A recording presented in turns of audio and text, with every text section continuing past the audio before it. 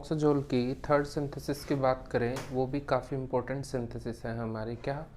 Alpha hydroxy amino ketones जब हमारे aldehyde के साथ रिएक्शन करते हैं तो वो भी हमें क्या देते हैं? सब्स्टिट्यूटेड ऑक्सीजोल रिंग देते हैं। ये भी एक काफ़ी इम्पोर्टेंट रिएक्शन है, ज़रा ध्यान से देखिएगा। किससे बना रहे हैं हम? थर्ड सिंथेसिस है हमारी ऑक्सीजोल की, alpha hydroxy amino ketones, amino ketones. किससे रिएक्शन करेंगे? एल्डिहाइड से।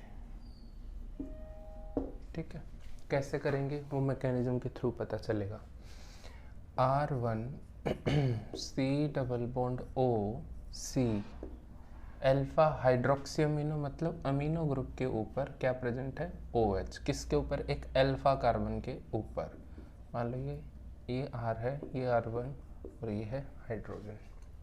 ये तो हो गया हमारा अल्फा हाइड्रोक्सी अमीनो कीटोन। और ये रिएक्शन किसके साथ करेगा? किसी भी एल्डिहाइड के साथ।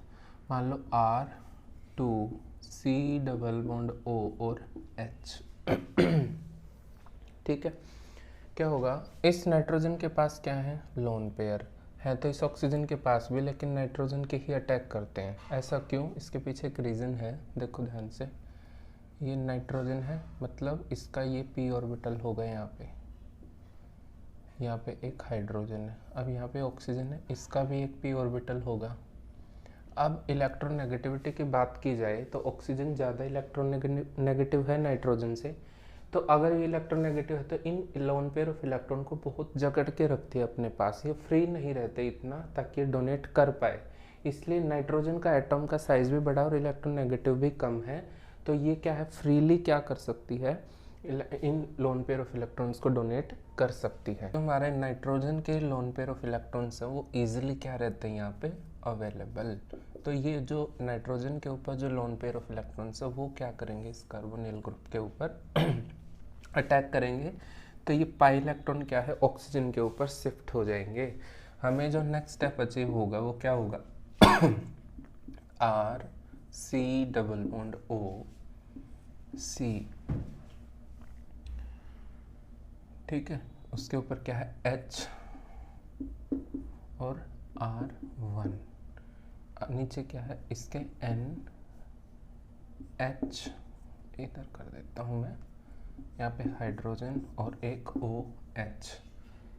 किसके ऊपर अटैक किया? कार्बन के ऊपर। उस पर क्या है? एक ऑक्सीजन, जिस पे क्या आ गया? Negative charge. एक है हाइड्रोजन और एक आ गया हमारा R2। ठीक है, इस नाइट्रोजन को देखें हम, इसके ऊपर क्या है? पॉजिटिव चार्ज है, क्योंकि चार चार बॉन्ड है। इसको कम करने के लिए वो हाइड्रोजन से इलेक्ट्रॉन खींचेगी। पास में ही क्या? ऑक्सीजन के ऊपर लोन पेयर रहते, हाइड्रोजन का माइग्रेट कर जाएगा ऑक्सीजन के ऊपर। तो जो नेक्स्ट कंडीशन हमें मिलेगी वो क्या है? R C double bond O C H R1 nitrogen, उस पर अब बन गया ऑक्सीजन, हाइड्रोजन और हाइड्रोजन। नीचे क्या है? कार्बन, उस पर एक हाइड्रोजन R2 और ऑक्सीजन, जिस पे है क्या? Negative charge. अब क्या होगा? ये ऑक्सीजन के ऊपर क्या है? Negative charge. ये अटैक करता है इस कार्बोनिल ग्रुप के ऊपर, जिसकी वजह से ऑक्सीजन पे क्या होगा? पाई इलेक्ट्रॉन शिफ्ट हो जाएंगे। हमें क्या मिलेगा? R C ऑक्सीजन, उस पे आ गया नेगेटिव चार्ज, कार्बन, एक हाइड्रोजन R1 नाइट्रोजन, जिस पे ऑक्सीजन, हाइड्रोजन एंड हाइड्रोजन, जिसकी वजह से ऑक्सीजन पे क्या है? पॉजिटिव चार्ज है। इधर से कार्बन, जिस पे एक हाइड्रोजन और एक है R2। यहाँ पे क्या? ऑक्सीजन, जिसने अटैक किया है कार्बन के ऊपर। अब क्या होगा? यहाँ पे देखें हम, अगर नाइट्रोजन पे क्या है? लोन पेयर ऑफ इलेक्ट्रॉन्स हैं, और यहाँ पे ये जो हाइड्रोजन है ये क्या है? एसिडिक हाइड्रोजन है। ये क्या करता है? अपने इन पाई इलेक्ट्रॉन्स को यहाँ पे डोनेट करेगा, तो हाइड्रोजन माइग्रेट करेगा इस ऑक्सीजन के ऊपर। और क्योंकि ऑक्सीजन यहाँ से वाटर भी बाहर निकलना है, तो ये लोन पेयर क्या करते हैं? यहाँ पे रेजोनेंस में टेक पार्ट करेंगे, जिसकी वजह से नाइट्रोजन पे बन जाएंगे चार बॉन्ड। तो ये बॉन्ड तोड़ेंगे किससे? यहाँ से वाटर से। तो यहाँ से क्या निकलेगा? माइनस में H2O। हमें नेक्स्ट जो कंडीशन मिली वो क्या, RCOH,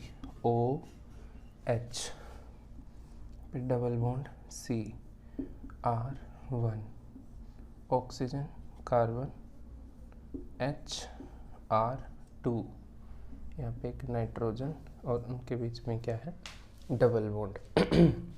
अब हमें क्या कराना है, सिंपली एसिडिफिकेशन, क्योंकि ये जो रिएक्शन होती है किसके प्रेजेंस में होती है, under the influence of acidic medium. तो ये H+ आयन क्या करते हैं, इस ऑक्सीजन के ऊपर यहाँ पे एज ए न्यूक्लियोफिलिक अटैक करेंगे और यहाँ से क्या करा देते हैं, कंडेंसेशन रिएक्शन। तो क्या निकलेगा यहाँ से, वाटर मॉलिक्यूल बाहर, और फाइनली हमें क्या मिलेगा, सब्स्टिट्यूटेड ऑक्साजोल।